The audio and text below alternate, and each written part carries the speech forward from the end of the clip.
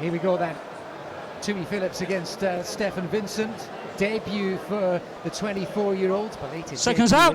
Round one. Tumi Phillips, like the fact that he weighed in just above super lightweight limit, I should say, like welter in old money. Statement of intent about his preparation, the diligency of it, and where he's going to be operating at in the future as well. So could be a tough night for Vincent. Andy, lots of chat and murmurs about Tumi Phillips. There are. I had a quick chat with his trainer, Kevin Lilly, before we got cracking, and he's genuinely really excited about him, to the point where he's almost brought him back into the sport. I think Kev felt that he might be coming to the end. He's been in boxing a long time, he's achieved a lot, he's had great fun, but he wasn't seeing any particular reason to stay in it too much longer. And then, as is often the way, somebody walks into the gym and you just think, possibilities, and he definitely feels that there are. He had 30 odd amateurs, won the university championships, and that's become a more trodden route for fighters over the last few years. You look at the likes of Bouatsi, Dan Aziz, Richard Rakpour went through university and got that education under their belt and then turned to professional boxing. So I'm looking forward to this. The sport's gone soft. A boxer with a brain, I never heard such a crazy thing. Nice little body shot there, but I tell you what, he's coming with a bit of will of his own, Vincent. He landed a cheeky little uppercut in one of those exchanges, a bit of retaliation, and on the back of a couple of stoppage defeats, he wants to stop the rot. He wants to show a little bit of resilience. Just leaves his chin a little bit high when he throws a shot there, Phillips. Just got to be careful of that. It's a good solid jab that really steps into that left hand.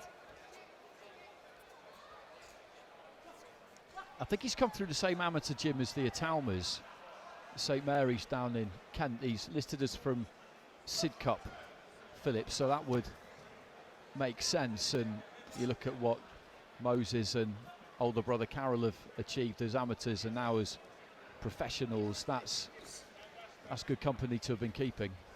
He's got plenty of confidence, and part of that might just be an inner self-belief anyway, but a lot of it in boxing terms is born from that good sparring that he's had over the last year or so. He's been in with Adam Azim, Luke McCormack, who was in action again just the other night, one of the talented McCormack twins, and Billy Allington recently as well, who can be a bit of a handful. So he's had really good preparation for this professional debut. He got a little taste of the kind of top tier experience. He's pals with Gideon Jonas, who was on one of Johnny Clark's bills not too long ago, so he knows what it's all about, and glad to be part of it.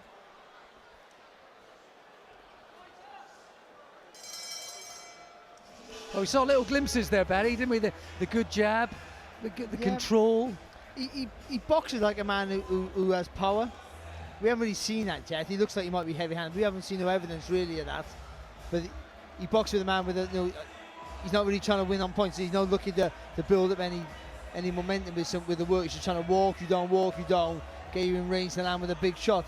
It hasn't quite come off yet, so it's a good positive sign that he's being aggressive, but also you have to be aware that you still have to make sure you're winning the round, which he did, but just do a little bit more work, I would like. Maybe sometimes you have power, you've got to set up the opportunity to land that power shot, not just wait for it to appear. And Andy mentioned he's come a sort of similar path to Josh Bouatsi. There are similarities between the pair of them. Religion plays a big part in Bouatsi's life, and the God's Own moniker that you can see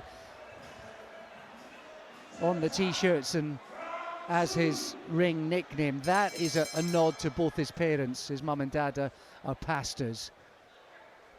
As we move into the second round of a scheduled 6 then, be interested to see now how Phillips builds up through this period of the fight. Nice little bright start here though from Vincent. Well, I thought he overbalanced himself with the right hand and fell over. Yeah, I did as well. I thought I'd do a replay. That could look like he threw the right hand and threw and fell over. Yeah. I think at the best he was kind of dragged down, wasn't he? I think the replay will probably show that he's a bit unfortunate there to get counted. And then with the luxury of hindsight and replays, we can criticise the referee who doesn't have that.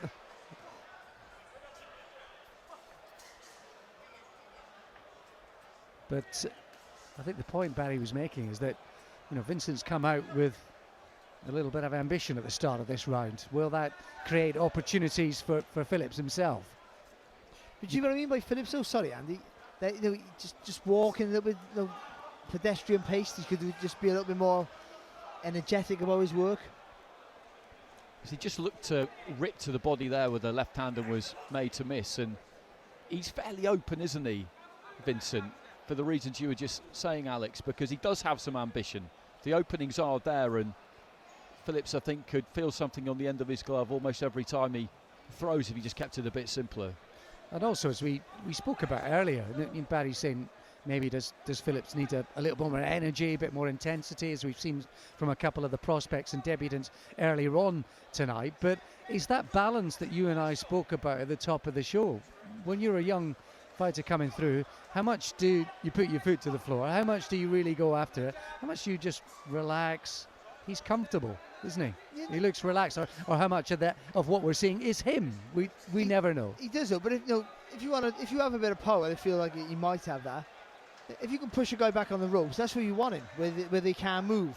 You want him in a stationary tie. You want him blocked off, or her blocked off, whatever you are. And then once you land with that, then you can let the power shots go with conviction. Like his jab. That's good work. That's better. Just a little bit of acceleration of pace there on his work. That was much better.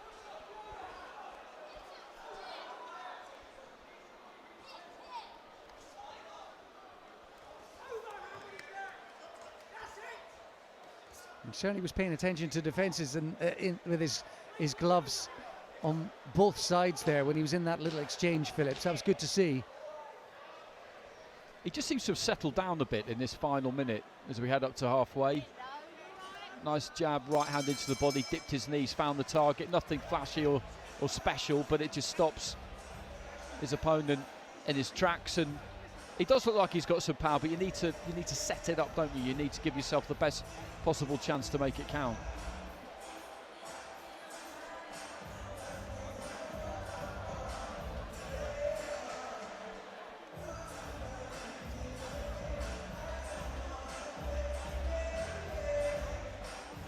Yeah, he was kind of dragged down with the left hand, wasn't he? It sort of landed a bit and then got him round the back of the head, so I think he's a bit unlucky to be counted there, to be honest, Vincent.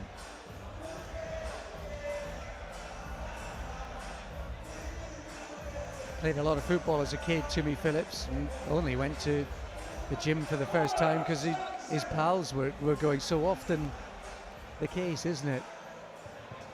Boxing almost by accident, but now it's become his profession. Only got his license in June, actually. Medicals soon thereafter, so not quite a whirlwind, but all happening throughout the summer and into the early part of the autumn, or we'll call it late summer these days, shall we? There's a different setup already to Phillips in this round. Just a little bit more menacing, the way he's just bent his legs a little bit more, looking a little bit more probing. He's looking to let go of the left hand, and credit Vincent, you're having to lash back. It's just the danger that it can become a bit scrappy because of that. And that'll be great for Vincent. That's what he needs, doesn't he? I think the fact that he's throwing, that's just not really allowing Phillips to commit to attacks. Again, you've got to use the jab to close that distance. You've got to judge the range with that left hand.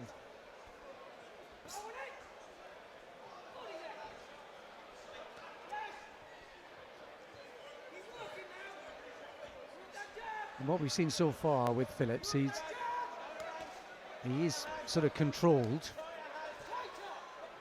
Just getting a bit uncomfortable for him. Good bit of work here from Vincent. Yeah, it's quite rugged, but having his successes, he's at least making things less comfortable, less controlled for Phillips here.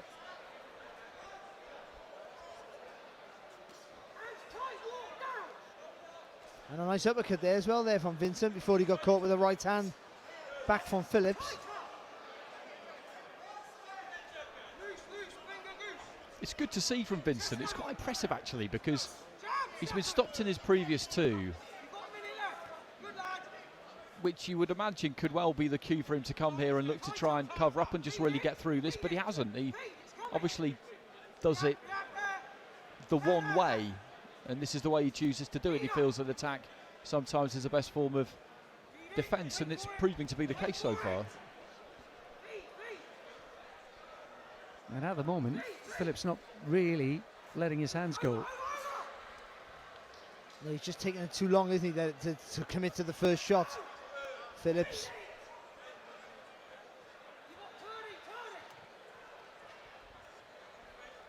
Mouth open a little bit. He's a bit one-paced at the moment, Phillips, isn't he? He's not really doing much. Well, that's been his biggest problem, I think, throughout, so far throughout the contest, is just that no injection of pace in his work that we've been talking about so far tonight, and just being a little bit, just a tad busy. I'm going to go put your foot on a pedal. Just be a little bit more busy. He's in range to let that jab go. He can do it. There's going to be a ramrod shot. And clipped him there with the right hand. Didn't quite get the full turn of the shoulders into that shot, Phillips. Fair play. Vincent might have won that round. Yeah, I think he did win that round because he outworked Phillips, didn't he? And sometimes you get this situation where somebody's looking to land something big. What's coming back at them isn't causing them any issues at all, but whilst they're not landing that big shot, they lose the round because they're not doing enough. I'll throw so you can't, isn't it? That's pretty much, and whether it lands or not, it's almost irrelevant, isn't it, for Vincent? But they are landing. Again, there's no weight on him to trouble Phillips, but it's just stopping him from working. And again, maybe, the nerves are getting to Phillips a little bit here on the debut, and but you just got to be a little bit relaxed and just don't dine out on your power. Be a little bit busy, force the pace, force him to make a mistake. Put yourself in positions that the gaps will appear, and you only can do that by throwing punches at the target. And we should be in for an interesting final round here, because if he wins this fourth round, Vincent, then he could get a draw here, and I think the corner may well have been telling him that, and he'll sense that himself. Which would be a remarkable result and a remarkable turnaround for him, given what happened earlier on this year. But let's see. Into the fourth round of this one. Let's see what Phillips can come up with. I tell you what, if I was Vincent though, especially because he's in the guy in his debut, I'd go for it now. I could draw. I'm gonna have a go. I might get that draw. Or he might think I might get that win. He might thought he's won another round. But all Phillips needs to do is up the work rate ×3. That's all. But I think it's in him. No, he hasn't. He's got plenty in the tank that he should have. Just guilty of waiting here, Barry. Just lack of self-belief, I think that is. That's all. Just looking for that one clean shot, that clear shot, and sometimes they don't always come. Just throw your hands. Don't be afraid to miss.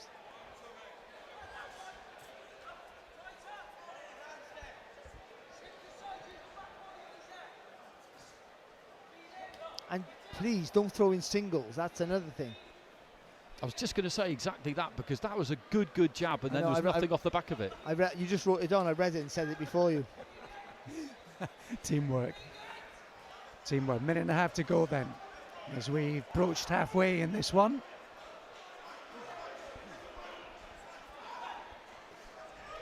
That's a nice little left hook to the body there from Phillips. But again, it's that even pace with his work.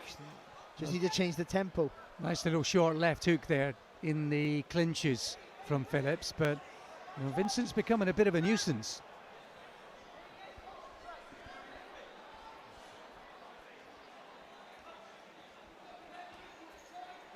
And even here, it's Vincent who's working in the exchange. Through an uppercut, he's the one at least trying to be busy.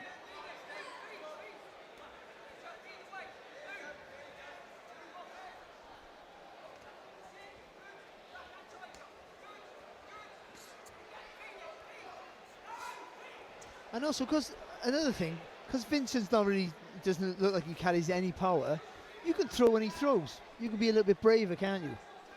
I learned that from people who box me. Oh, there's a big Shot. right hand, right over the top. Maybe the kind of punch that Philip needs tonight, just to change the pattern and the momentum.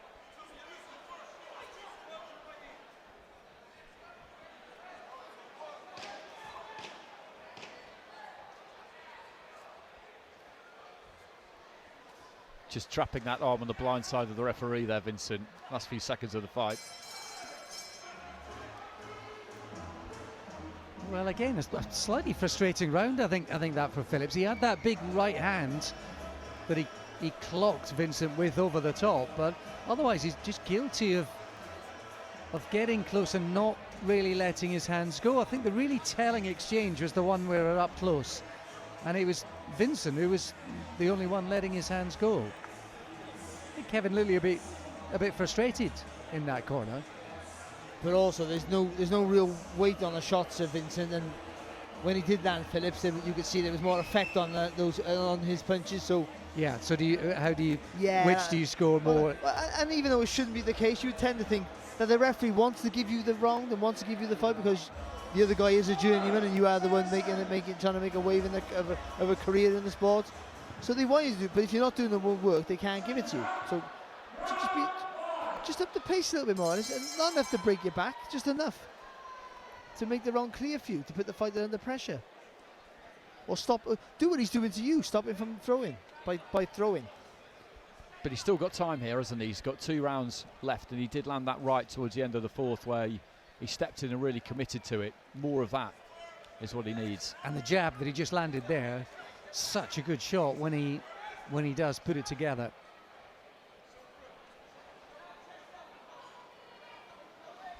I was talking to Kevin Lilly before the fight, as we all did, I think, but in different stages. But he said if he can show what he does in the gym, he made that clear, actually. I don't know whether if he can show what he does in the gym in the ring, then he's going to be a really impressive performance. That's not always a transferable skill. What you do in the gym is not always, you can't always do it in the ring. Actually, very rarely can you do it in the ring. Well, I suppose you can never quantify how the difficulty as well of a debut. You know, we've seen several debutants tonight, but all that goes into it, trying to sell tickets, the anxiety, the unknown, psychologically, it's just such a big test. I mean, I honestly think coping with pressure at any stage, but coping with pressure is what makes great fighters great. Well, skill, and they might have more skill, but I mean, all fighters got a degree of skill. When you get to that certain level, everyone's got almost a similar sort of skill level. But it's coping with the pressure is the difference. Absolutely, and that's what makes the great fighters great, is being comfortable in uncomfortable situations, of which in boxing they are many. And that's why Canelo was blowing people away, because they've all been in big fights, but then when they box Canelo, that's a bigger fight than ever before. And you think you've been in big occasions, but a Canelo night is one of the biggest nights you can be at. And that might happen on the 21st of December, of course. Joshua and Dubois. September. That's what I said, September.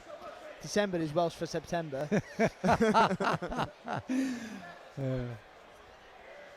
1 minute to go then in this 5th.